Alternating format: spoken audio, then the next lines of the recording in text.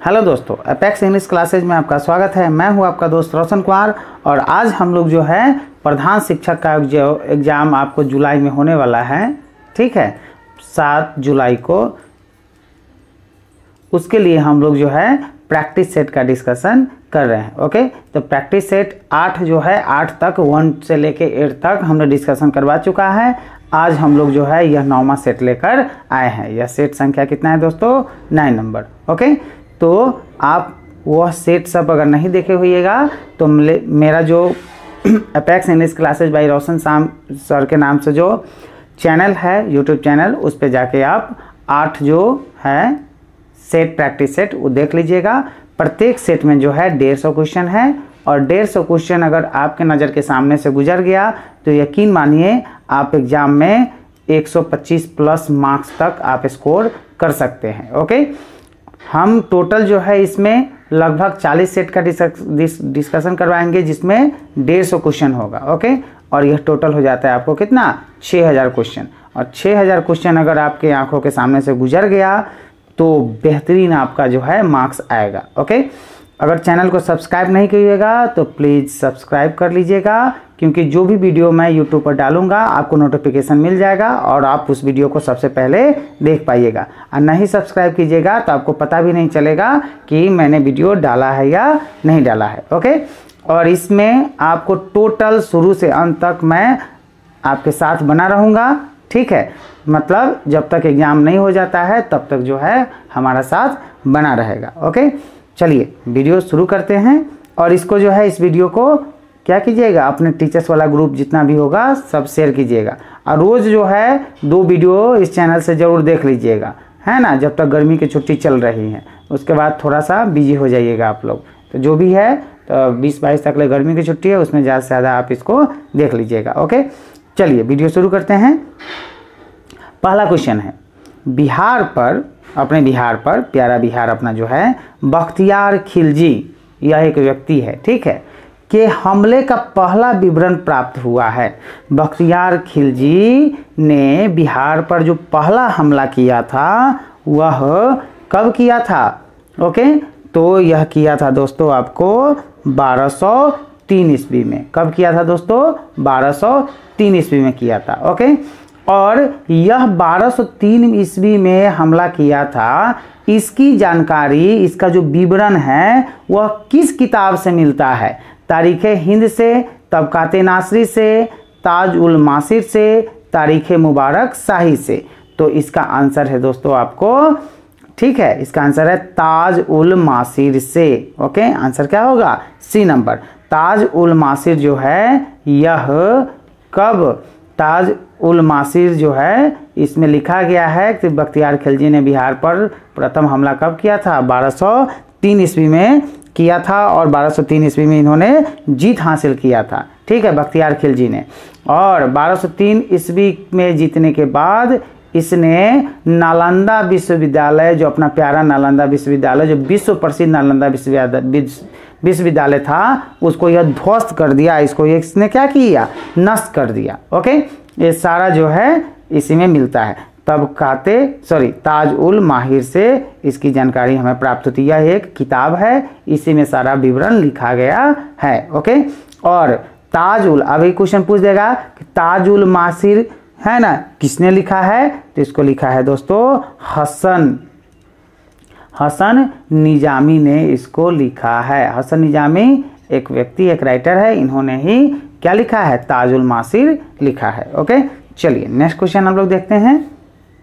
कहीं भी कुछ भी अगर समझने में दिक्कत हो या और आपको कुछ चाहिए, ठीक है, तो इसके लिए आप कमेंट बॉक्स में कमेंट कर सकते हैं। हम आपके कमेंट को पूरी तरह जवाब देंगे और उस पर जो है हम पहल भी करेंगे।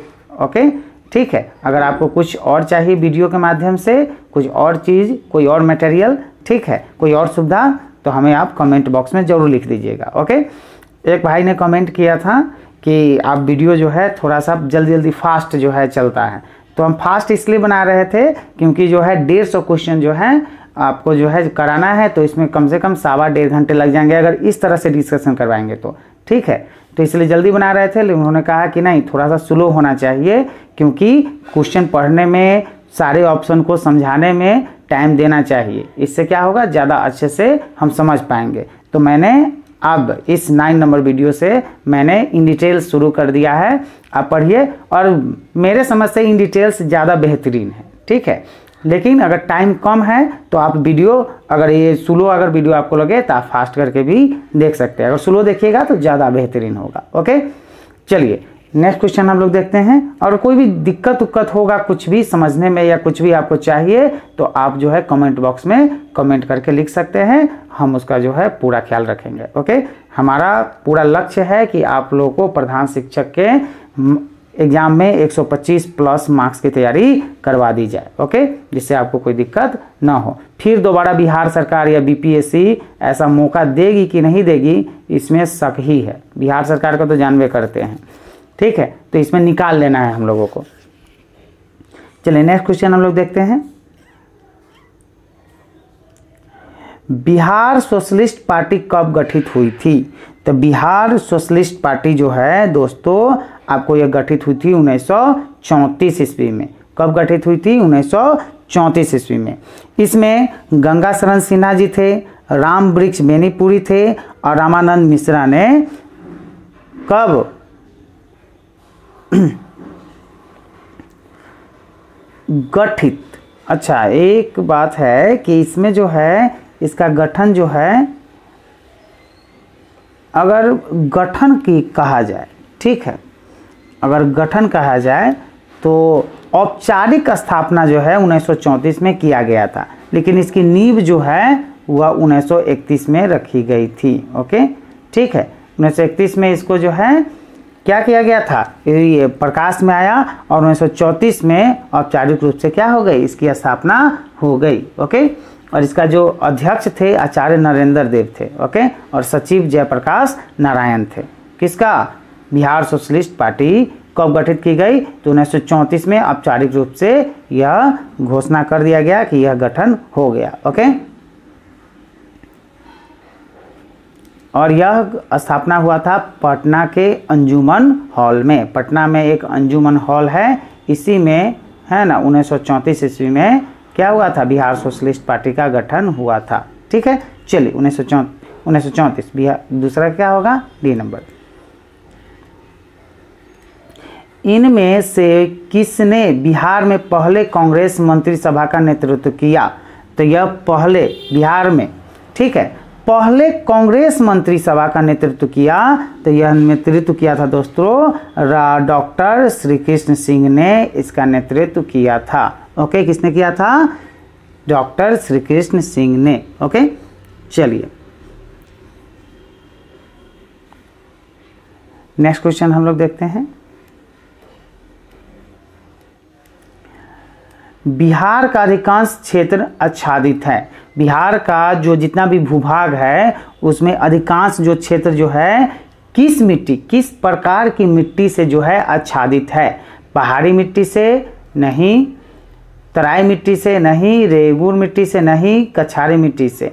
ठीक है, तो हमारा जो बिहार का जितना भी क्षेत्र है वह लगभग जो है सब कछारी मिट्टी से क्या है, आच्छादित है। मतलब आपको कछारी मिट्टी सभी जगह देखने को मिल जाएगा जिसमें अच्छी खेती होती है। ओके, उपजाऊ होती है।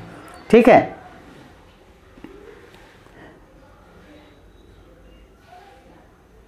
कछारी मिट्टी का दूसरा नाम जो है जलोढ़ मृदा है।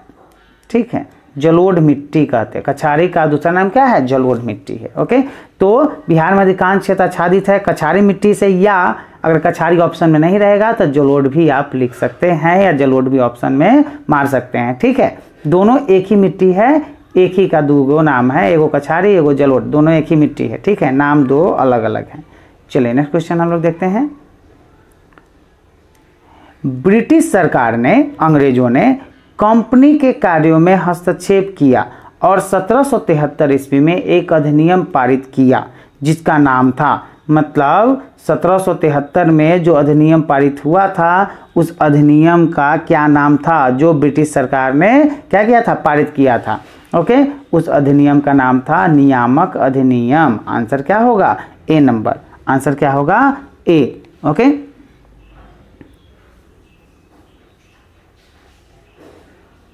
और उस समय जो वायसराय थे वो गवर्नर वो थे वारेन हेस्टिंग्स थे। कौन थे? Warren Hastings. ठीक है, वारेन हेस्टिंग्स के काल में हुआ था ये सब। ठीक है, चलिए 6 नंबर क्वेश्चन। मानसून शब्द का तात्पर्य है, मतलब मानसून जो शब्द है मानसून, इस शब्द का मतलब क्या है? ओके, इस शब्द का मतलब क्या है? तो इस शब्द का मतलब है हवाओं के रुख का बदलना। आंसर क्या होगा? डी, हवाओं के रुख का बदलना। मानसून शब्द का क्या तात्पर्य है? हवाओं के रुख का बदलना। आंसर क्या होगा? D number. आंसर क्या होगा? डी।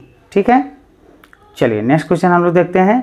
निम्नलिखित मृदा में से सर्वाधिक अर्नुबर कौन सी है? ओके, मतलब ये चारों मृदा दिया हुआ है इसमें, काली कपास, लोर, लेटराइट मृदा, पिटमय मृदा। इस सारी मिट्टी में, मिट्टी का प्रकार है, सबसे ज्यादा अनउर्वरक कौन है? मतलब सबसे ज्यादा जो है अनउपजाऊ कौन सा है? ओके, तो सबसे ज्यादा जो है कम उपजाऊ जो है इसमें मिट्टी आपको आता है, वो आता है लेटराइट मृदा। ये सबसे कम जो है उपजाऊ होता है, ये उपजाऊ बहुत कम होता है। ओके, चलिए और अनुर्वर होता है, मतलब इसमें उत्पादन नहीं होता है, तो इसको अनुपयोगी मिट्टी कहते हैं, मतलब इसका कोई उपयोग नहीं है। घर उर के भरने में इस्तेमाल कीजिए, जो है निपा पोती में, दीवार वाल बनाने में, बहुत हो गया। इसका खेती में इस्तेमाल इस मिट्टी का नहीं किया जाता है। ठीक है, नेक्स्ट क्वेश्चन देखिए, हम लोग देखते हैं। द्विदलीय, द्वि मतलब दूगो दल होगा। ठीक है, दूगो दल। द्विदलीय पद्धति कहाँ पाई जाती है? द्विदलीय पद्धति कहाँ पाई जाती है? मतलब दुइये गो दल होगा, तो यह पाया जाता है यूएसए में, यूनाइटेड स्टेट्स ऑफ अमेरिका।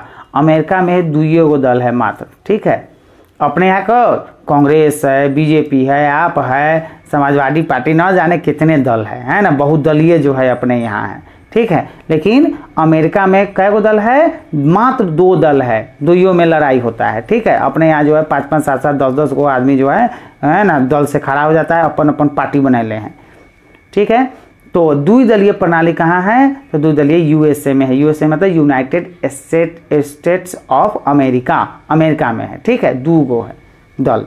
अपने यहाँ बहुत दल है, बीजेपी है ना, कांग्रेस, आप पार्टी है ना, कांग्रेस, तृणमूल कांग्रेस, न जाने और कौन कौन सब है। ठीक है, चलिए रानी की बाव। रानी की बाव में अधिकांश मूर्तियां किसकी भक्ति में हैं? रानी की जो बाव है उसमें अधिकांश,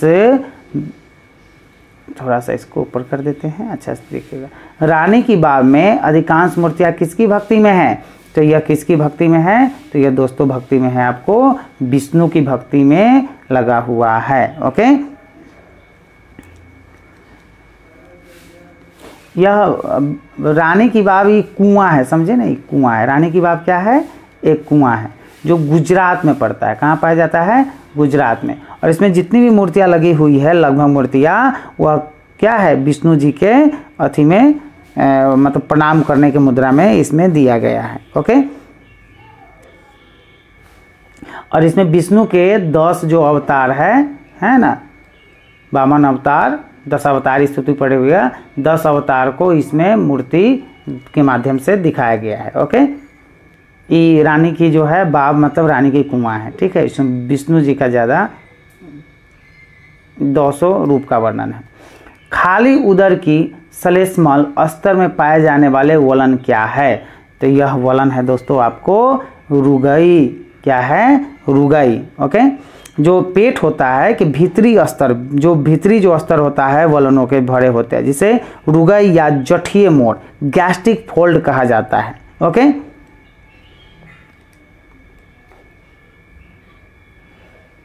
यह पाचन उचन में क्या करता है? सहायता करता है।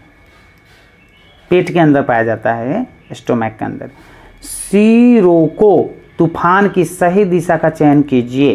सिरोको तूफान की सही दिशा का चयन कीजिए। तो सहारा से भूमध्य सागर तक यह फैला हुआ है। ठीक है, इसमें जो है यह सिरोको तूफान का जो है सहारा से शुरू होता है, भूमध्य सागर तक जाता है। ठीक है, तो आंसर क्या होगा? ए नंबर। ठीक है, 12 नंबर क्वेश्चन देखिए। निम्न में से कौन सा एक अजैव कारक है? अजैव, जैव नहीं, अजैव कारक कौन सा है? तो यह नमी जो है ये क्या है? अजैव कारक है। ओके, चलिए, 4 आर्य सत्य किसका साहित्य है? तो 4 आर्य सत्य जो है यह साहित्य है दोस्तों बौद्ध धर्म से संबंधित है। यह किस धर्म से संबंधित है दोस्तों? बौद्ध धर्म से संबंधित है। ओके, 4 आर्य सत्य जो है यह महात्मा बुद्ध ने दिया था और जो संसार में जो दुख फैला हुआ है उसके संबंध में 4 आर्य सत्य बताए थे। पहला था 4 आर्य सत्य में, पहला था आपको कि दुख है, ठीक है।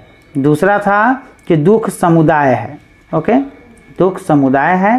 और तीसरा था आपको दोस्तों दुख निरोध है, और चौथा है दुख निरोधगामी प्रतिपदा है, ठीक है। चलिए, 4 आर्य सत्य बताए हैं। कौन कौन है? दुख है, दुख समुदाय है, दुख निरोध है तथा दुख निरोधगामी प्रतिपदा है, ठीक है। चलिए, महात्मा बुद्ध ने इसको बताया था। प्लूरा किसका आवरण है? प्लूरा जो है यह किसका आवरण है? ओके,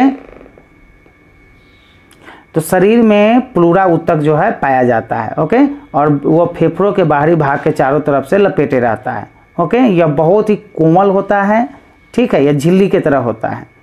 तो प्लूरा किसका आवरण है?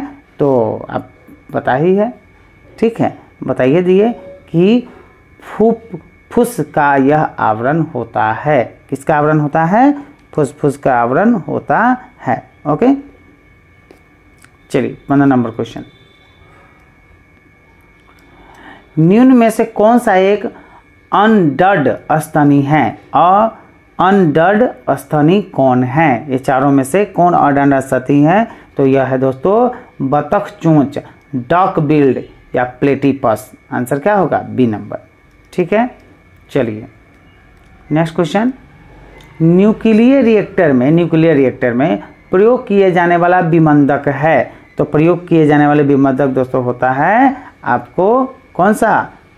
तो ये होता है आपको प्रयोग किया जाना विमंदक है। तो विमंदक होता है दोस्तों आपको साधारण जल। आंसर क्या होगा? सी। कूलिंग एजेंट की तरह इसका क्या होता है? काम होता है नाभिकीय रिएक्टर में। ओके, चलिए नेक्स्ट क्वेश्चन हम लोग देखते हैं। बाणभट्ट किनके दरबारी लेखक या कवि थे? तो बाणभट्ट किनके दरबारी या लेखक कवि थे? तो यह थे दोस्तों आपको हर्षवर्धन का। आंसर क्या होगा? सी। ओके,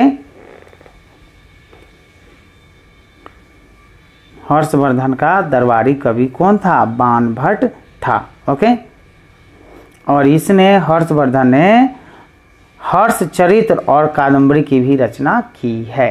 ओके, हर्षवर्धन ने बाणभट्ट ने ओके हर्षवर्धन के दरबार में जो रहता था उसने किस किस की रचना किया है? क्या क्या चीज़ का? तो इन्होंने हर्षचरित्र और कादंबरी नामक थी ना कृति की रचना इन्होंने किया है।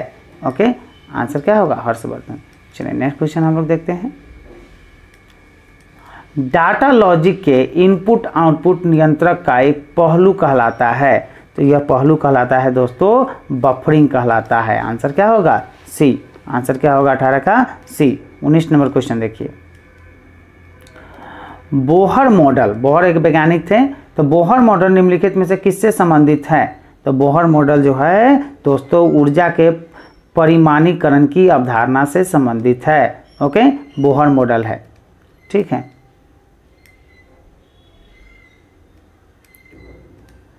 निम्नलिखित में से कौन भारतीय संविधान की संघ सूची के अंतर्गत आता है? तो संघ सूची के अंतर्गत दोस्तों आता है, ऑप्शन पूरा देख लीजिए, रक्षा ये आता है, अंतर्जातीय व्यापार तथा वाणिज्य ये भी आता है, और बैंकिंग ये भी आता है। तो 1 2 3 सभी। आंसर क्या होगा? D number. आंसर क्या होगा दोस्तों? D number. 21 नंबर क्वेश्चन देखिए। मेढक के वृक्क किस प्रकार के होते हैं? वृक्क मतलब दोस्तों होता है किडनी। ओके, तो मेढक जो बेंग होता है ना, फ्रॉग, उसका किडनी है ना किस प्रकार के होते हैं? तो उसका किडनी होता है दोस्तों आपको मध्य वृक्क होता है। आंसर क्या होगा? ए नंबर, ठीक है। Next question. कैल्शियम के अवशोषण के लिए कौन सा विटामिन आवश्यक है? तो कैल्शियम के अवशोषण करें, जैसे मान के चलिए हम दूध पीते हैं, ठीक है, या मीट मछली खाते हैं, उसमें कैल्शियम होता है, तो हम वो मीट मछली खा लेंगे तो क्या कैल्शियम हमें मिल जाएगा? क्या दूध पी लेंगे तो कैल्शियम मिल जाएगा? नहीं, कैल्शियम को पचाने के लिए, कैल्शियम को हमारे शरीर में रोके रखने के लिए एक विटामिन की अत्यंत आवश्यकता होती है। उस विटामिन का नाम है विटामिन डी। और विटामिन डी किससे मिलता है? तो हमें सूर्य से मिलता है, सन से मिलता है। ओके, अब देखिएगा कि कैल्शियम का बहुत अच्छा स्रोत दूध होता है। तो छोटा जो बच्चा होता है, जो जन्म लेता है बच्चा, इस बच्चे को क्या किया जाता है? देह हाथ जांत उठ के इसको धूप में रख दिया जाता है। काहे? क्योंकि कैल्शियम से ही हमारे हड्डियों का निर्माण होता है, हमारा शरीर का विकास होता है। अगर बच्चा दूध पी लिया और इसको जो है धूप में अगर नहीं रखेंगे, ये ना इसे गर्मी के धूप में रख देंगे, तबीयत खराब हो जाएगा। जाड़े के धूप में, मध्यम धूप में, हल्का सा धूप में, ठीक है। तो ये बच्चे को रख दिया जाता है धूप में सूखने के लिए, या धूप में क्यों? और क्योंकि यह बच्चा के विटामिन डी मिलता रहे, और जो यह दूध पीता है सिर्फ, इससे वो कैल्शियम लेता रहे और इसका विकास जो है होता रहे। ओके, तो कैल्शियम के अवशोषण हमारे शरीर में, उसके लिए किसकी आवश्यकता है? विटामिन डी की हमारे शरीर में अत्यंत आवश्यकता है। ओके, इसलिए देखते होइएगा कि महिला सब जो है, हमारे महिला लोग, लड़की सब, वो सब जो है अथी में ना जाती, धूप ऊप पे नहीं जाती है, तो ओकरा विटामिन डी की कमी हो जाता है। खाना तो खूब खाती है, ठीक है, प्रोटीन उटीन मिल जाता है, शरीर मोटा जाता है, लेकिन एक सीढ़ी चढ़ेगी, एक मंजिल, और उसके बाद कहेगी बाप रे घुटना में दर्द हो गया, है ना, कमर में दर्द हो गया, फलना हो गया। क्या है? तो उसमें विटामिन डी की कमी होती है, वो कैल्शियम उसके शरीर में रहता ही नहीं है, इसलिए हड्डियों में ज़्यादा दर्द हो जाता है। ठीक है, तो हमारी माताओं और बहनों को भी क्या करना चाहिए? धूप में जाना चाहिए, कम से कम 20 मिनट ओके धूप में रहना चाहिए। सुबह सुबह के धूप में, गर्मी में सुबह में, और जाड़े में तो आप सुबह में धूप नहीं रहता है, कभी भी रह सकते हैं। 10 मिनट 20 मिनट एकदम धूप शरीर को चाहिए ही चाहिए। ठीक है ना, तो विटामिन डी की कमी हो जाएगी, हड्डी कमज़ोर हो जाएगा, घुटने उठने बैठने में दिक्कत हो जाएगा। चलिए 23 नंबर क्वेश्चन, कॉकरोच जो तेलचट्टा होता है डैश प्रजाति के अंतर्गत आता है। तेलचट्टा जो हमारे घरों में रहता है, ठीक है, लाल लाल वाला सब जो है, लाल काला का जो है मिक्सचर आता है, तो कॉकरोच डैश प्रजाति के अंतर्गत आता है। तो इसका प्रजाति दोस्तों कौन है? ऑर्थोपोडा के अंतर्गत आता है। आंसर क्या होगा? बी। जनरली सामान्यतः टूटी हड्डियों को सेट करने के लिए, मतलब टूटी हड्डी फिर से सेट कर जाए, फिर से जुट जाए, इसके लिए प्रयोग किए जाने वाले प्लास्टर ऑफ पेरिस का रासायनिक नाम क्या है? तो इसका रासायनिक नाम दोस्तों है कैल्शियम सल्फेट। इसका क्या नाम है? कैल्शियम सल्फेट नाम है। ओके, प्लास्टर ऑफ पेरिस, जैसे मान के चलिए कि हमारा जो टूट गया हाथ, तो इसको हम डॉक्टर के यहाँ जाते हैं तो क्या करते हैं? प्लास्टर कर देता है। वो वाइट जो होता है, क्या होता है, उसे वो प्लास्टर कर देता है, और प्लास्टर करने के बाद वो एकदम जैसा रहता है वैसा नहीं रह जाता है, और वैसा रहने से क्या होता है, हमारा जो हड्डी है वो जल्दी इधर उधर खसकता नहीं है और जुट जाता है। ठीक है, ठीक है, तो सेट करने के लिए हम लोग प्लास्टर ऑफ पेरिस का इस्तेमाल करते हैं। इसका रासायनिक नाम, केमिकल नेम जो होता है वो कैल्शियम सल्फेट होता है। आंसर क्या होगा? B number. ओके, 24 का क्या होगा? बी।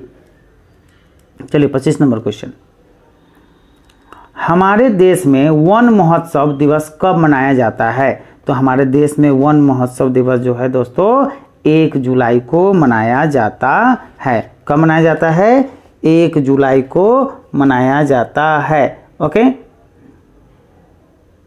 और इसका शुभारंभ जो है दोस्तों 1950 ईस्वी में हुआ था। कब हुआ था? 1950 ईस्वी में हुआ था। ठीक है, चलिए नेक्स्ट क्वेश्चन हम लोग देखते हैं। अगर आप इस चैनल को सब्सक्राइब नहीं किए हुएगा तो प्लीज़ सब्सक्राइब कर लीजिएगा। जो भी वीडियो हम डालेंगे वह आपको नोटिफिकेशन के माध्यम से आपके मोबाइल पर मिल जाएगा, और आप उस वीडियो को आसानी से देख पाइएगा। ओके, और अपने जितने भी टीचर्स वाला ग्रुप है सब में क्या कीजिएगा? इसको खूब शेयर कीजिएगा। ओके, चलिए, और एकदम रोज़ वीडियो देखना है, रोज़ वीडियो देखिएगा। अभी छुट्टी है तो ज़्यादा जो है आपकी तैयारी हो पाएगी। ठीक है, तो सबसे अलग रहिएगा आप। ठीक है, मतलब सबका मार्क्स जो है कितना रहेगा पता नहीं, लेकिन आपका मार्क्स सबसे ज़्यादा रहेगा, इतना जो है मुझे पता है। ठीक है, जब मेरे साथ अब बने हैं तो एकदम मार्क्स के लिए चिंता करने की आवश्यकता नहीं है। ओके, और पीडीएफ चाहिए इसका, तो पीडीएफ हम फ्री में मुहैया करवाए हुए हैं। आप मेरा जो टेलीग्राम चैनल है उस चैनल को ज्वाइन करके आप फ्री में पीडीएफ आप ले सकते हैं। सभी वीडियो का पीडीएफ उसमें डाला गया है। ओके, टेलीग्राम चैनल है एपेक्स इंग्लिश क्लासेज बाय रोशन सर, और वह टेलीग्राम का लिंक जो है इस वीडियो के डिस्क्रिप्शन बॉक्स में है ना दिया हुआ है, उसको क्लिक कीजिएगा और टेलीग्राम चैनल को ज्वाइन कीजिएगा। ओके, टेलीग्राम चैनल ज्वाइन करने के लिए आपको सबसे पहले टेलीग्राम अपने मोबाइल में क्या करना पड़ेगा, इंस्टॉल करना पड़ेगा। ओके, तब कुछ लोग कहते हैं कि हम टेलीग्राम चैनल जो है ज्वाइन नहीं हो रहा है, तो इंस्टॉल जब तक नहीं कीजिएगा उस ऐप को तब तक जो है ज्वाइन नहीं होगा। ओके, चलिए नेक्स्ट क्वेश्चन, कुनैन की औसत क्या है, किसके प्राप्त होती है या किससे प्राप्त होती है? कुनैन की औसत किससे प्राप्त होती है? तो यह प्राप्त होती है दोस्तों आपको सिनकोना के पौधे से। आंसर क्या होगा? ए नंबर। कुनैन की जो है औषधि किससे प्राप्त होती है? तो सिनकोना के पौधे से होती है। चलिए 27 नंबर क्वेश्चन हम लोग देखते हैं। सिख खालसा सेना किसके शासन के तहत बनाई गई थी? तो यह शासन था उस समय दोस्तों रंजीत सिंह की। रंजीत सिंह जो है पंजाब के थे, ठीक है, और रंजीत सिंह देखने में बहुत कुरूप व्यक्ति थे, ठीक है, लेकिन इन्होंने, ये बहुत ही महान शासक थे, मतलब बहुत मजबूत शासक, बहुत ही वीर शासक थे। तो सिख खालसा सेना किसके शासन के तहत बनाई गई थी? तो रंजीत सिंह के शासन के तहत बनाई गई थी। ओके, आंसर क्या होगा दोस्तों? आंसर होगा डी नंबर। ओके, और यह जो रंजीत सिंह थे वह शेरे पंजाब के नाम से भी प्रसिद्ध थे। ओके,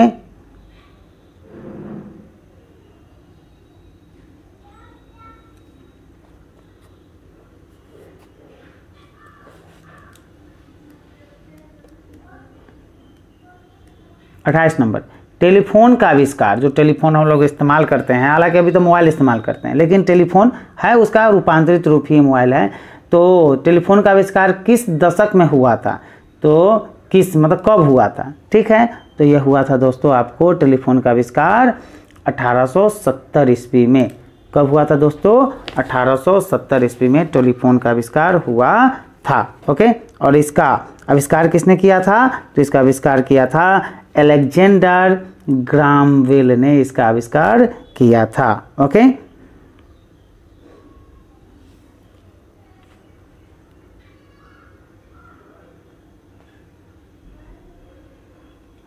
चलिए 29 नंबर क्वेश्चन हम लोग देखते हैं। चिपको आंदोलन निम्न में से किससे संबंधित है? तो चिपको आंदोलन दोस्तों संबंधित है किससे? पौधा संरक्षण से। पौधों को काटने से बचाने के लिए चिपको आंदोलन शुरू किया गया था। ओके, और यह आंदोलन शुरू किया गया था 1973 में। कब शुरू किया था? 1973 में। जब कोई जंगल को काटने जाता था तो उससे जो है वह चिपक जाता था और कहता था कि मेरा प्राण जो है ले लो, उसके बाद ही इस पेड़ को काटना। तो चिपको आंदोलन पेड़ को बचाने के लिए, पेड़ को संरक्षण करने के लिए है ना किया गया था। ओके, यह उत्तराखंड में शुरू किया गया था। उत्तराखंड के एक चमोली है, चमोली जगह है, चमोली जिला है, वहीं पर आरंभ किया गया था। ओके, और इस चिपको आंदोलन की जो शुरुआत है ना, जो सबसे प्रथम किया था उसका नाम है सुंदर लाल बहुगुणा। इन्होंने ही चिपको आंदोलन की शुरुआत की थी। ओके, चलिए शुरुआत हुआ कहाँ था? तो उत्तराखंड में हुआ था। कब हुआ था? 1973 से शुरू हुआ था। ठीक है, चलिए नेक्स्ट क्वेश्चन।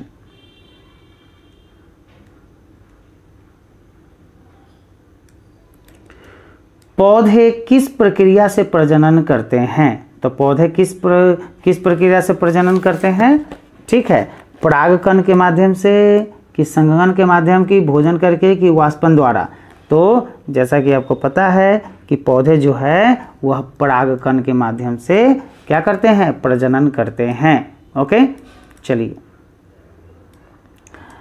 कौन सी नदी सबसे बड़े कृषि योग्य क्षेत्र को लाभ पहुंचाती है? तो वह नदी है दोस्तों गंगा नदी। आंसर क्या होगा? ए नंबर। बुद्धवाद और जैनवाद विरोधी आंदोलन आवश्यक रूप से निम्न में के विरोध थे। किसके विरोध में थे? तो ये विरोध में थे दोस्तों ब्राह्मणों के रीति रिवाजों तथा औपचारिकताओं के। आंसर क्या होगा? B number. चलिए, सिंधु घाटी सभ्यता की पहचान निम्न में है। ओके, सिंधु घाटी के सभ्यता का पहचान कैसे करेंगे? तो ये पहचान करेंगे दोस्तों आपको शहर योजना प्रणाली द्वारा। आंसर क्या होगा? D number. आंसर क्या होगा? डी। 4 आश्रम निम्न में से संबंधित है। तो 4 आश्रम निम्न में से किससे संबंधित है? तो जीवन के चरणों से संबंधित है। आंसर क्या होगा? ए, जीवन के चरणों से संबंधित है। ओके, चलिए नेक्स्ट क्वेश्चन हम लोग देखते हैं।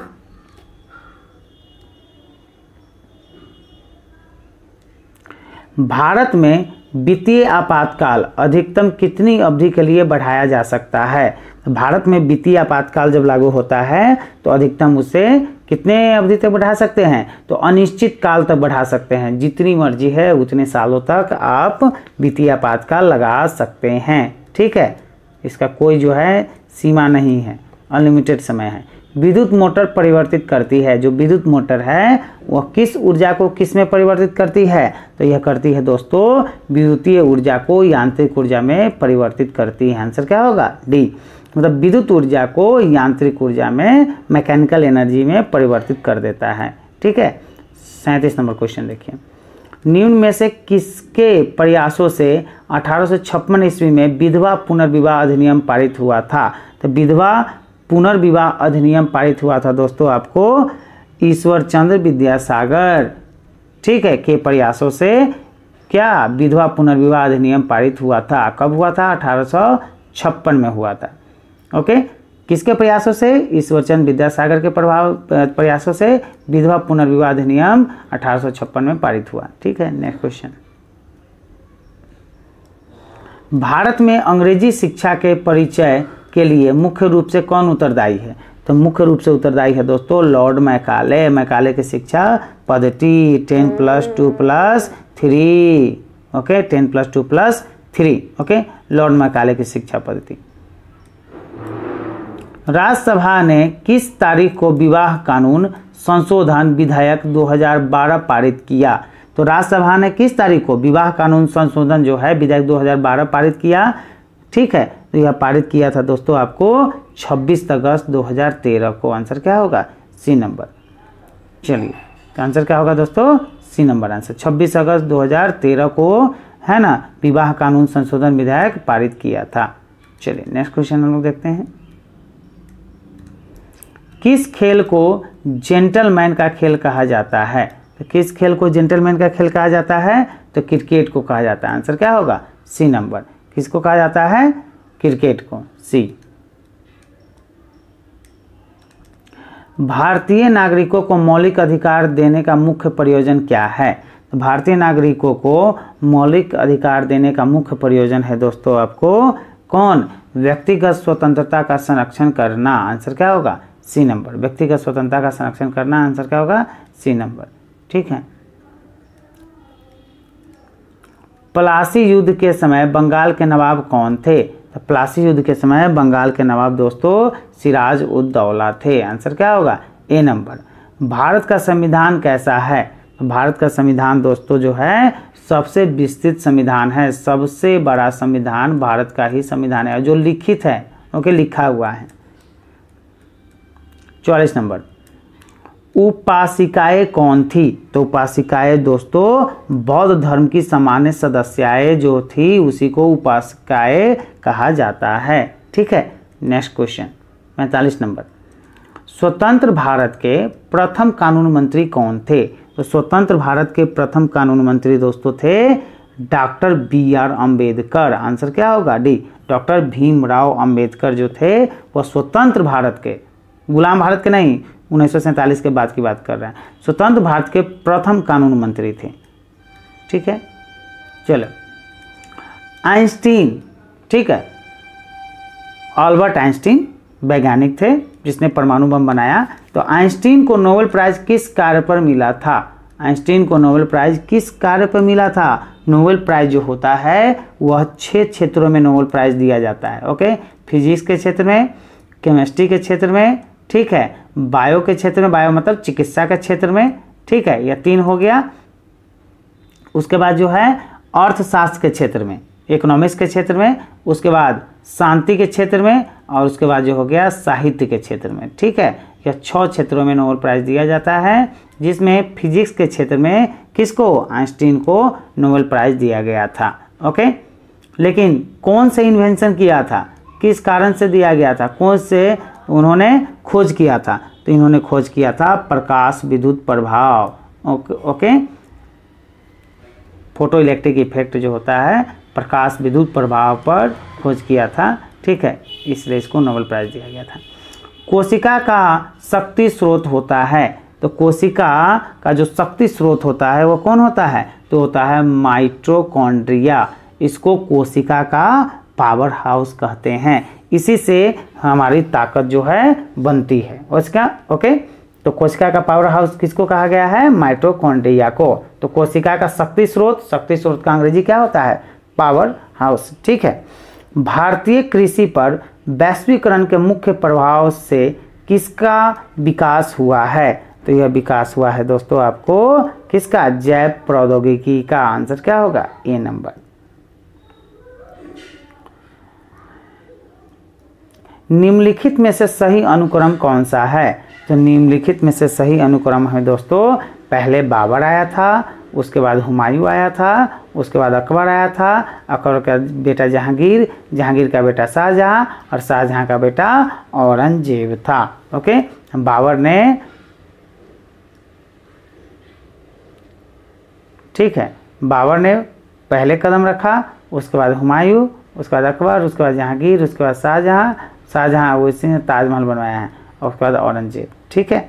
चलिए आंसर क्या होगा? बी। 50 नंबर क्वेश्चन देखिए।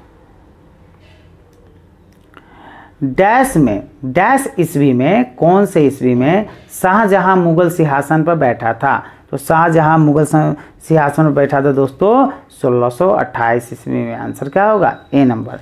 शाहजहां मुगल सिंहासन पर कब बैठा? 1628 ईस्वी में बैठा था। ओके, इस चैनल को आप सब्सक्राइब नहीं किए हुएगा तो सब्सक्राइब कर लीजिएगा। कोई भी वीडियो हम डालेंगे, ठीक है, इससे रिलेटेड, तो आपको नोटिफिकेशन मिल जाएगा और आप उस वीडियो को जल्दी से देख पाइएगा। ओके, और रोज़ वीडियो देखिएगा इसका, ठीक है। रोज़ वीडियो देखने से आपकी तैयारी अच्छी हो जाएगी और 125 प्लस मार्क्स का जो है एकदम हम लोग टारगेट रखे हुए हैं, अगर पूरी अच्छी तरह से पढ़ लिया जाए। इसमें आपको करंट अफेयर्स, भूगोल, जितने भी टॉपिक है सारा का डिस्कशन करवाया जाएगा। डीएलएड का पूरा एक एक टॉपिक 8 इकाई तक डिस्कशन करवाया जाएगा, ठीक है। चलिए, और इसको जो है अपने टीचर्स जो जितना भी ग्रुप होगा उसमें ज़रूर शेयर कीजिएगा। चलिए 51 नंबर। गुप्त साम्राज्य का वास्तविक संस्थापक किसे माना जाता है? तो गुप्त साम्राज्य का वास्तविक संस्थापक जो था वह चंद्रगुप्त प्रथम था। आंसर क्या होगा? बी, ठीक है। आंसर क्या होगा? बी। 52 नंबर। एड्स निम्न कारणों में से किसके द्वारा होता है? तो एड्स जो है वो विषाणु के कारण होता है। HIV इसका नाम है। ओके, ह्यूमन इम्यूनो क्या है? वायरस।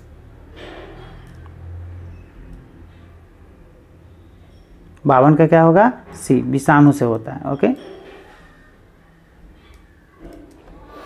आर्द्रता किस उपकरण से मापी जाती है? आर्द्रता मतलब नमी जो है हवा में, वो किस उपकरण से, किस डिवाइस से मापी जाती है?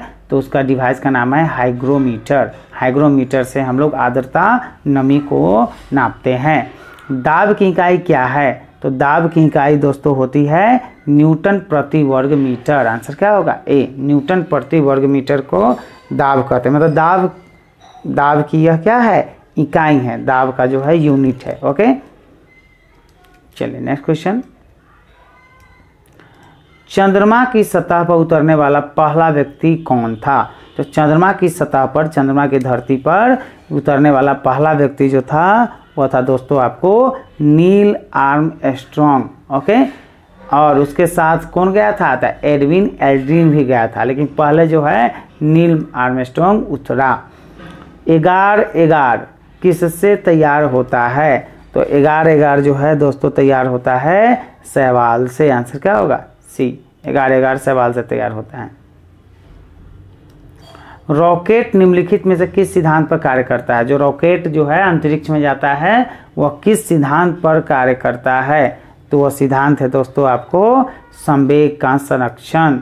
किस पे कार्य करता है? संवेग का संरक्षण पर वह काम करता है। 58 नंबर क्वेश्चन देखिए। सुवर्ण भूमि का वह राजा कौन था जिसने नालंदा में एक बौद्ध विहार की स्थापना की तथा उसके रख रखाव हेतु अपने दूत द्वारा देवपाल से 5 गांव दान में देने के लिए प्रार्थना की?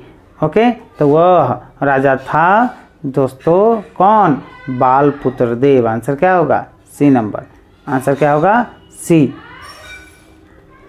59 नंबर क्वेश्चन देखिए। पृथ्वी की सतह पर जी का मान, जी मतलब गुरुत्वाकर्षण का मान, किस कारण परिवर्तित होता है? तो इसका सबसे बड़ा कारण है केवल पृथ्वी के आकार के कारण। ठीक है, केवल पृथ्वी के आकार के कारण जी का मान जो है परिवर्तित होते रहता है गुरुत्वाकर्षण बल का। ठीक है, 9.8 मीटर पर सेकेंड। वह दर्रा जो सर्वाधिक ऊंचाई पर अवस्थित है, ठीक है, वह कहाँ है? ओके, तो वह उसका नाम है दोस्तों आपको जोजिला दर्रा। नहीं, जोजिला नहीं होगा, जोजिला दर्रा नहीं है। ठीक है, ये नाथुला दर्रा है दोस्तों। आंसर क्या होगा? C number. आंसर क्या होगा? सी। ओके। 61 निम्नलिखित में कौन सा तत्व सर्वाधिक विद्युत ऋणात्मक है? तो सर्वाधिक विद्युत ऋणात्मक जो होता है दोस्तों फ्लोरीन होता है। आंसर क्या होगा? इसका 4.0 इलेक्ट्रोनेगेटिविटी होता है। ठीक है, तो सबसे ज़्यादा विद्युत ऋणात्मकता, सबसे ज़्यादा रिएक्टिव जो है वो कौन है? फ्लोरीन ही है इलेक्ट्रोनेगेटिविटी के अनुसार। ठीक है,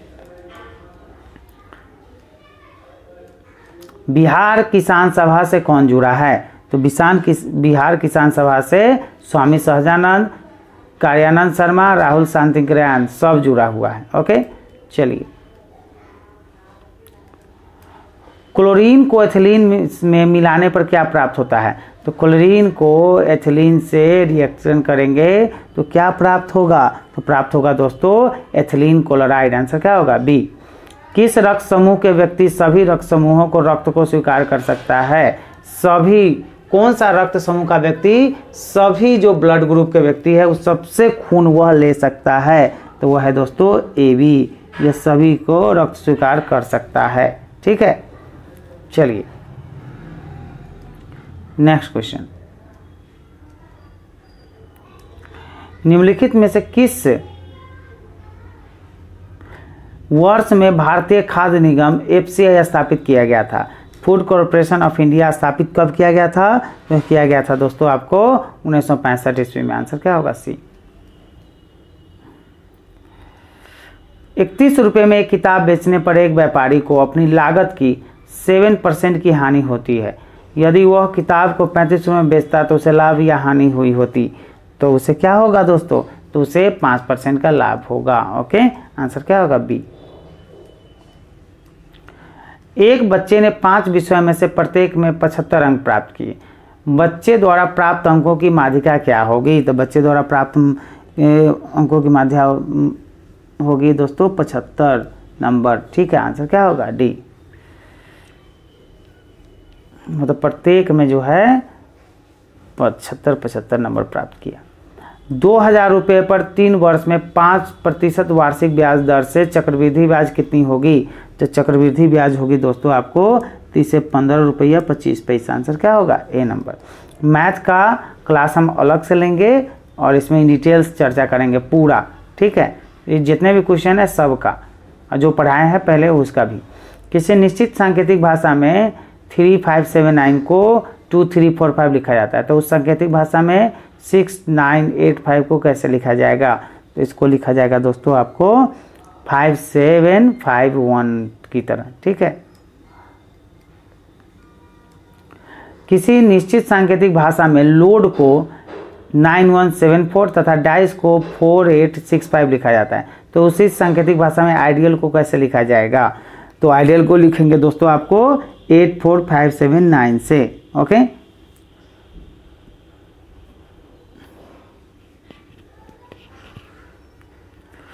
चलिए नेक्स्ट क्वेश्चन। निम्न में लुप्त संख्या ज्ञात कीजिए। इनमें से जो गायब संख्या यहाँ पे है इनमें क्या होगा। ओके, ठीक है, तो इसमें 36 होगा। ये 2 का स्क्वायर है, 3 का स्क्वायर, 4 का स्क्वायर, 5 का स्क्वायर, तो इसमें क्या होगा 6 का स्क्वायर। 6 का स्क्वायर कितना होता है 36।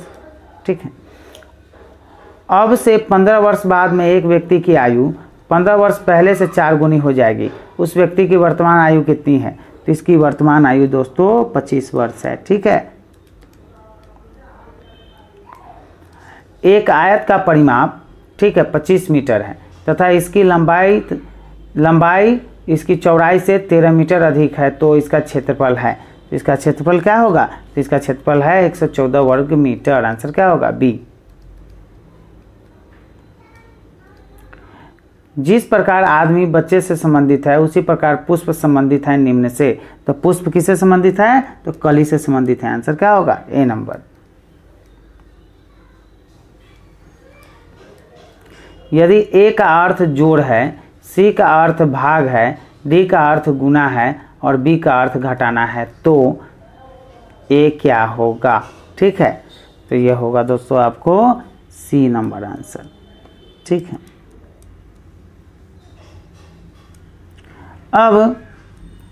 अब जो 76 नंबर क्वेश्चन है, 76 नंबर क्वेश्चन से डीएलएड का टोटल क्वेश्चन इसमें आएगा। ओके, किसका क्वेश्चन? डीएलएड का इसमें क्वेश्चन आएगा। ओके, चलिए देखते हैं हम लोग 76 नंबर क्वेश्चन। बच्चे डैश को छोड़कर अन्य सभी के द्वारा लिंग भूमिकाएं ग्रहण करते हैं। किसको छोड़कर? तो यह है दोस्तों आपको ट्यूशन को छोड़कर। आंसर क्या होगा? C number. सामाजिक आर्थिक रूप से वंचित पृष्ठभूमि से आने वाले बच्चों को कक्षा के माहौल की आवश्यकता होती है जो, ओके, कक्षा की माहौल की आवश्यकता होती है जो उनके सांस्कृतिक और भाषाई ज्ञान को महत्व देता है तथा उनका उपयोग करता है। आंसर क्या होगा? ए नंबर। 77 का क्या होगा? ए। 78। कक्षा में सृजनात्मकता और प्रतिभाशाली बच्चों के लिए आवश्यक हस्तक्षेप निर्भर करता है। किस पर निर्भर करता है? तो निर्भर करता है दोस्तों शिक्षक द्वारा अनुकूलित और प्रेरक निर्देशन तरीकों के उपयोग पर। आंसर क्या होगा? D number. ठीक है, मानकीकृत परीक्षणों की आलोचनाओं में से यह है कि क्या है? तो यह है कि वे मुख्य रूप से मुख्यधारा की संस्कृति का प्रतिनिधित्व करते हैं और सही और इसलिए पक्षपाती है। आंसर क्या होगा? D number. आंसर क्या होगा? डी। 80 नंबर क्वेश्चन देखिए। अलग अलग सोच वाले पैटर्न उन बच्चों की पहचान करते हैं जो क्या होते हैं? जो होते हैं सृजनात्मक। आंसर क्या होगा? बी। 81 number question. एकाधिक बुद्धि का सिद्धांत कहता है कि एकाधिक बुद्धि मानी का सिद्धांत कहता है कि क्या कहता है? बुद्धि कई प्रकार की हो सकती है। आंसर क्या होगा? ए नंबर। बुद्धि कई प्रकार की हो सकती है। निम्नलिखित में से कौन सा एक संवेग है? तो इनमें से कौन संवेग है? तो डर क्या है? एक संवेग है। ठीक है, चलिए। एक 3 साल का बच्चा बताता है कि दूध बूथ पर एक मशीन द्वारा दूध का उत्पादन करता है। निम्न में से कौन सा बच्चे की समझ का सबसे अच्छा स्पष्टीकरण प्रदान करता है? तो यह प्रदान करता है बच्चे का जवाब दूध बूथ से दूध खरीदने के अपने अनुभव पर आधारित है। आंसर क्या होगा? ए नंबर। गैया से नहीं आता है, बूथ से आता है, डेयरी से। जो खरीद के लाता होगा जहाँ से लगता होगा उसको वहीं से आता है। निम्नलिखित में से कौन सा शिक्षक की भूमिका का सबसे अच्छा वर्णन करता है? तो शिक्षक की भूमिका का सबसे अच्छा वर्णन करता है दोस्तों, देखिए यहाँ पे ऑप्शन देखिए, आराम के लिए जगह बनाना जहाँ बच्चे संवाद और पूछताछ के माध्यम से सीखते हैं। आंसर क्या होगा? C number. 85। निम्नलिखित में से कौन सी कक्षा समृद्ध शिक्षा को प्रोत्साहित करती है? तो समृद्ध शिक्षा को प्रोत्साहित करती है दोस्तों वह कक्षा जिसमें खुली गतिविधि कोने हो और विभिन्न प्रकार के बाल साहित्य खुली ताक सेल्फ में रखी हो जो दिन में किसी समय प्राप्त किया जा सके। आंसर क्या होगा? ए नंबर। आंसर क्या होगा ए नंबर। 86 नंबर क्वेश्चन देखिए, निम्नलिखित में से कौन सा कक्षा में पाठ्य पुस्तकों की भूमिका का सबसे अच्छा वर्णन करता है। तो सबसे अच्छा वर्णन करता है दोस्तों, देखिए ऑप्शन देखिए, वे कक्षा में उपलब्ध संसाधन और क्या है संदर्भ सामग्री में से एक है। आंसर क्या होगा डी नंबर। राष्ट्रीय पाठ्यचर्या फ्रेमवर्क 2005 ने अपनी समझ डैश से प्राप्त की है। तो अपनी समझ किससे प्राप्त की है, तो रचनावाद से प्राप्त की है। आंसर नंबर क्या होगा, आंसर क्या होगा बी नंबर। आंसर क्या होगा बी। कक्षा में बच्चों को प्रेरित समझा जा सकता है यदि, कक्षा में बच्चों को प्रेरित समझा जा सकता है यदि, कब प्रेरित समझा जा सकता है, तो यह समझा जा सकता है वे शिक्षक से स्पष्टीकरण प्राप्त करने के लिए प्रश्न पूछते हैं। आंसर क्या होगा सी नंबर। 89 क्वेश्चन देखिए, निम्नलिखित में से कौन सा बच्चों में अधिगम में सुधार करने के लिए सबसे अधिक उपयुक्त है। तो सबसे उपयुक्त इसमें दोस्तों जो है वह है आपको शिक्षक को वास्तविक जीवन स्थितियों पर बच्चों को एक दूसरे के साथ बातचीत करने में मदद करनी चाहिए। आंसर क्या होगा सी नंबर। चलिए नेक्स्ट क्वेश्चन हम लोग देखते हैं, अनुशासन जो अधिगम वातावरण में एक महत्वपूर्ण भूमिका निभाता है किस तरह की मदद करता है। तो यह मदद करता है दोस्तों आपको, देखिए बच्चों को अपनी शिक्षा को विनियमित और मॉनिटर करने के लिए। आंसर क्या होगा डी नंबर। आंसर क्या होगा डी 91।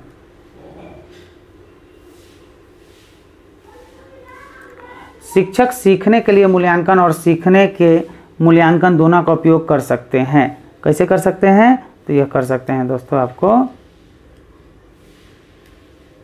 बच्चों की प्रगति और उपलब्धि स्तर को जानने में। आंसर क्या होगा डी नंबर।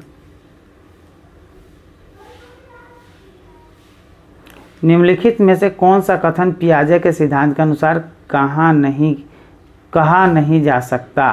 तो कहा नहीं जा सकता, ठीक है, तो निरंतर अभ्यास से अधिगम होता है। आंसर क्या होगा बी नंबर। 93 निम्नलिखित में से कौन सी पूर्व संक्रियात्मक विचार की एक सीमा नहीं है। तो इसमें से जो है कौन सी सीमा नहीं है, तो प्रतीकात्मक विचार का विकास, यह इसकी सीमा नहीं है। आंसर क्या होगा ये 94 नंबर देखिए, डैश के अलावा निम्नलिखित कारणों से खेल युवा बच्चों के विकास में एक महत्वपूर्ण भूमिका निभाता है। ओके, वो कारण कौन सा है, तो है यह समय बिताने का एक सुखद तरीका है। आंसर क्या होगा बी। 95 नंबर क्वेश्चन देखिए, निम्नलिखित में से कौन सा प्रश्न बच्चों को गंभीर रूप से सोचने के लिए आमंत्रित करता है। तो कौन सा प्रश्न आमंत्रित करेगा, तो ये प्रश्न है दोस्तों विभिन्न तरीकों से हम इसे कैसे हल कर सकते हैं इस पे। आंसर क्या होगा सी नंबर। निम्नलिखित में से कौन सा विकल्प प्रगतिशील शिक्षा का सबसे अच्छा वर्णन करता है। प्रगतिशील शिक्षा का सबसे अच्छा वर्णन कौन करता है, तो ये करता है दोस्तों आपको, आंसर देखिए, करके सीखना, परियोजना विधि, सहयोग से सीखना। ओके, करके सीखना, परियोजना विधि और सहयोग से सीखना, इससे, ठीक है। आंसर क्या होगा डी। प्रगतिशील शिक्षा के बारे में निम्नलिखित में से कौन सा कथन बताता है कि शिक्षा स्वयं ही जीवन है।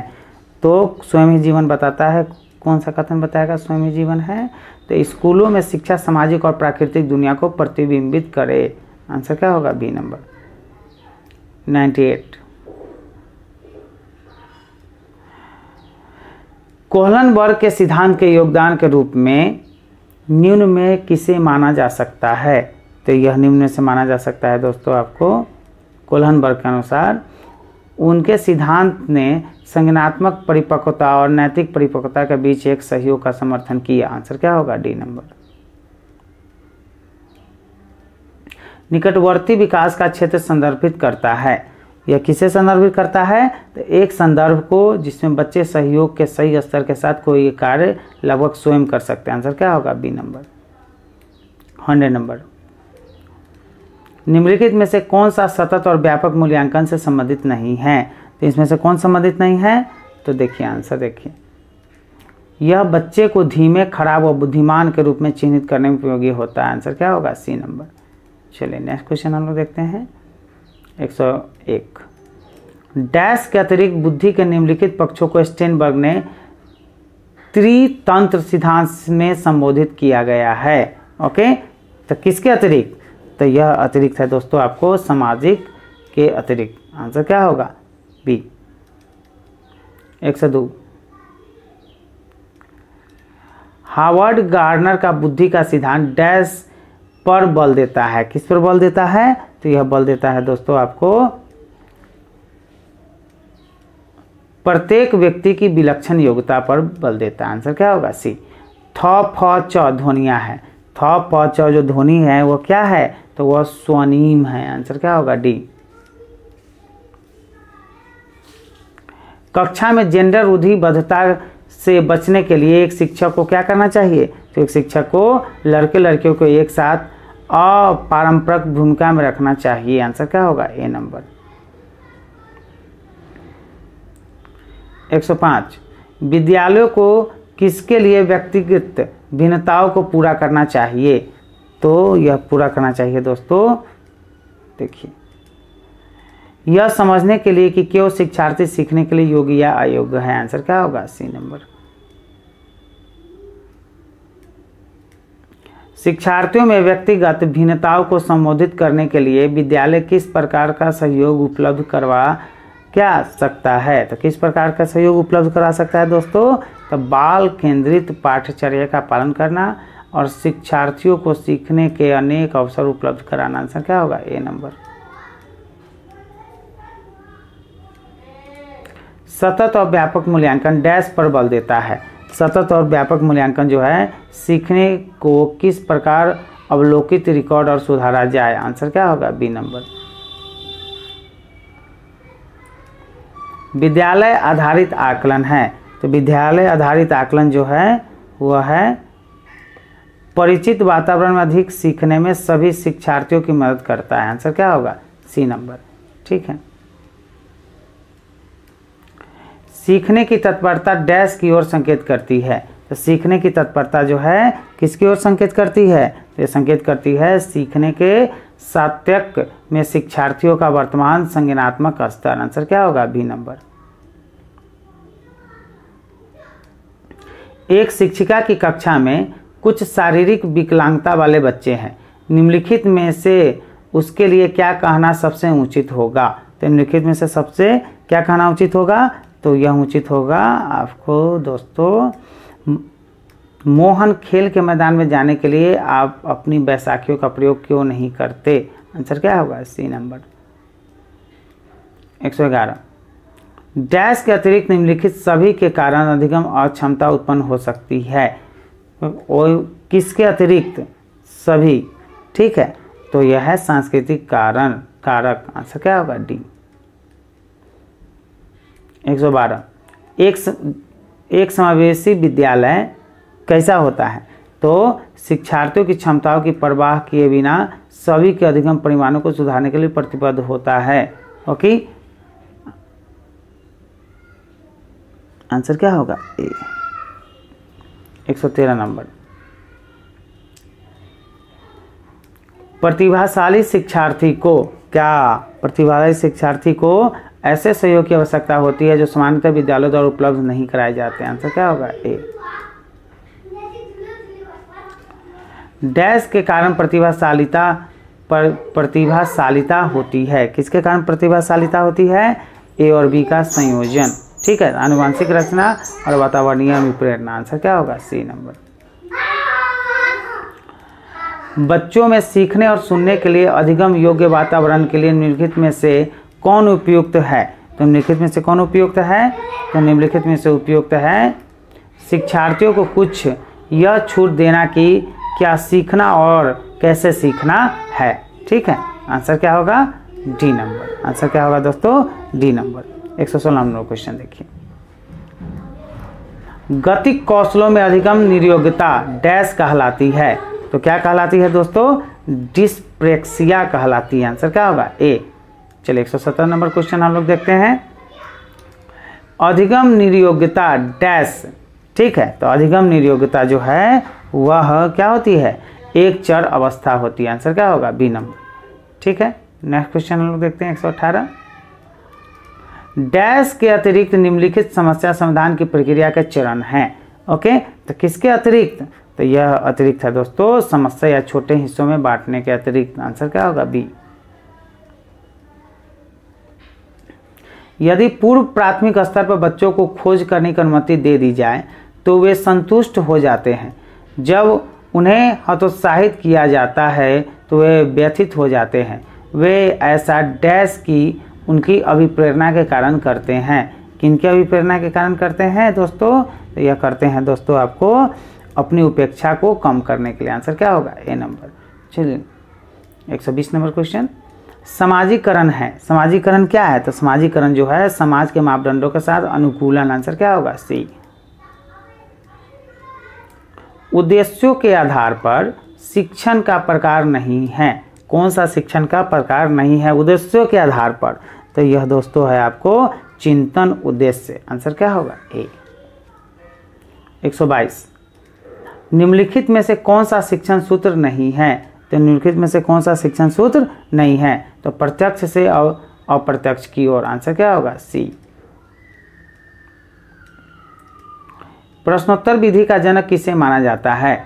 तो प्रश्नोत्तर विधि का जनक माना जाता है सुकरात को। आंसर क्या होगा? डी। सीखने से संबंधित तथ्य निम्नलिखित में से नहीं है। तो सीखने से संबंधित तथ्य निम्नलिखित में से नहीं है। सीखना केवल विद्यालय में होता है। आंसर क्या होगा? B number. गिलफोर्ड के अनुसार संवेगों का प्रकार नहीं है। तो गिलफोर्ड के अनुसार संवेगों का कौन सा प्रकार नहीं है? ये प्रकार जो है कृत्रिम प्रकार नहीं है। आंसर क्या होगा? डी। चलिए, इस वीडियो अगर आप देख रहे हैं तो इसको अपने दोस्तों के साथ, अपने टीचर्स वाला जितना भी ग्रुप होगा सब में क्या कीजिएगा? शेयर कीजिएगा और इस चैनल को सब्सक्राइब कीजिएगा। रोज़ वीडियो कम से कम 2 वीडियो ज़रूर आप देख लीजिएगा। ओके, ठीक है, रिवीजन भी हो जाएगा और आपकी तैयारी भी अच्छे से हो जाएगी।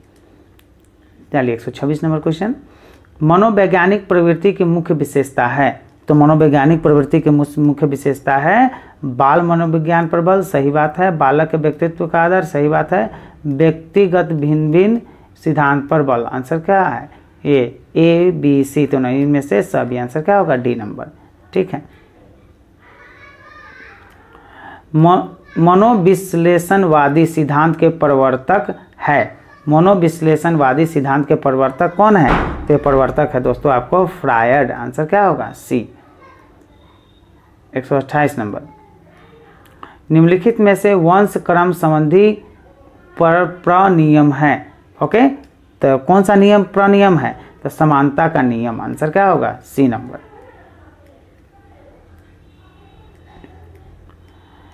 अवधारणाओं का विकास मुख्य रूप से संबंधित है। अवधारणाओं का विकास मुख्य रूप से किससे संबंधित है? तो यह संबंधित है दोस्तों बौद्धिक विकास से। आंसर क्या होगा? ए नंबर। ठीक है। 130 नंबर, निम्नलिखित में से कौन सा रचनात्मक आकलन से संबंधित है? तो रचनात्मक आकलन से इसमें से कौन संबंधित है? तो संबंधित है दोस्तों सत्र परीक्षा। आंसर क्या होगा? सी। शिक्षा मनोविज्ञान के मुख्य तत्व है। तो शिक्षा मनोविज्ञान के मुख्य तत्व है दोस्तों शिक्षार्थी, सीखने की प्रक्रिया और अध्यापक।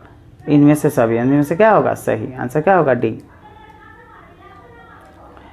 सर्वप्रथम मनोविज्ञान को किस विषय का अध्ययन करने वाले विषय के रूप में परिभाषित किया गया? तो परिभाषित किया गया दोस्तों आत्म का अध्ययन, आत्मा का अध्ययन। आंसर क्या होगा? बी। वृद्धि व विकास का मुख्य सिद्धांत है। वृद्धि और विकास का मुख्य सिद्धांत क्या है? तो यह सिद्धांत है दोस्तों व्यक्तिगत अंतर का सिद्धांत। आंसर क्या होगा? सी।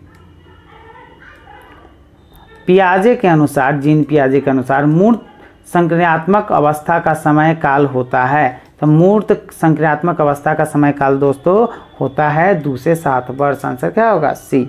सॉरी, ये आंसर क्या होगा? ए नंबर। बाल्यावस्था में सामाजिक विकास के रूप में मुख्य है। क्या मुख्य है इसमें? तो मुख्य है सामाजिक चेतना का यथेष्ट विकास। आंसर क्या होगा? ए नंबर। निम्नलिखित में से जन्मजात अभिप्रेरक नहीं है। कौन सा अभिप्रेरक जन्मजात नहीं है? तो यह है सुरक्षा। आंसर क्या होगा? D number. अधिगम का शास्त्रीय अनुबंधन सिद्धांत से संबंधित है, तो किस सिद्धांत से संबंधित है? तो पैवलोव से संबंधित। आंसर क्या होगा? D number. आंसर क्या होगा? डी। ओके, चलिए नेक्स्ट क्वेश्चन 138। सीखने का प्रयास एवं त्रुटि विधि का संबंध है। सीखने का प्रयास एवं त्रुटि विधि का संबंध है दोस्तों किसे? थॉर्नडाइक से। आंसर क्या होगा? D number. 139। अंतर्दृष्टि सिद्धांत का प्रवर्तक कौन माना जाता है? तो अंतर्दृष्टि सिद्धांत का प्रवर्तक माना जाता है दोस्तों आपको कोहलर को। किसको माना जाता है? कोहलर को। चलिए, प्रेरणा का स्रोत निम्नलिखित में से कौन सा नहीं है? कौन सा इसमें से प्रेरणा का स्रोत नहीं है? आदत जो है प्रेरणा का स्रोत नहीं है। ठीक है, चलिए, थॉर्नडाइक ने बुद्धि का कौन सा सिद्धांत प्रतिपादित किया? तो थॉर्नडाइक ने बुद्धि का जो सिद्धांत प्रतिपादित किया था वह है दोस्तों बहुकारक सिद्धांत। आंसर क्या होगा? डी। 142। IQ बुद्धि लब्धि इंटेलिजेंस क्वोशेंट, ठीक है, तो डैश बट्टा वास्तविक आयु गुने 100। तो इसी जो ए है क्वेश्चन मार्क, इसमें क्या आएगा? इसमें आएगा दोस्तों आपको मानसिक आयु। आंसर क्या होगा? ए। नवीन विचार का सृजन, उत्पादन व मौलिक चिंतन आवश्यक गुण है। एक ऐसा आवश्यक गुण है, तो यह आवश्यक गुण है सृजनात्मकता का। आंसर क्या होगा? बी। ज्ञानात्मक पक्ष का प्रथम स्तर है। ज्ञानात्मक पक्ष का प्रथम स्तर दोस्तों है संवेग। आंसर क्या होगा? B number. 145। बिहार पाठ्यचर्या रूपरेखा BCF के अनुसार शिक्षा होनी चाहिए। शिक्षा कैसी होनी चाहिए? तो बच्चे द्वारा ज्ञान की रचना। आंसर क्या होगा? B number. बच्चों की गणित सीखने संबंधी अक्षमता है। बच्चों की गणित संबंधी सीखने की जो अक्षमता होती है वो क्या होती है? तो होती है दोस्तों आपको डिसलैक्कुलिया। ठीक है, डिसकैलकुलिया। ठीक है, चलिए नेक्स्ट क्वेश्चन हम लोग देखते हैं। समावेशी शिक्षा का अभिप्राय है। समावेशी शिक्षा से आप क्या समझते हैं? तो केवल विकलांग बालकों की सामान्य शिक्षा। ठीक है,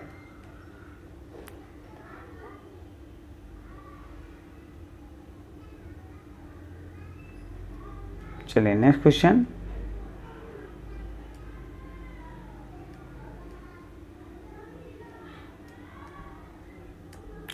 शारीरिक रूप से विकलांग बालकों का प्रकार नहीं है। कौन सा प्रकार नहीं है? तो मूढ़ बालक। ठीक है, आंसर क्या होगा? ए।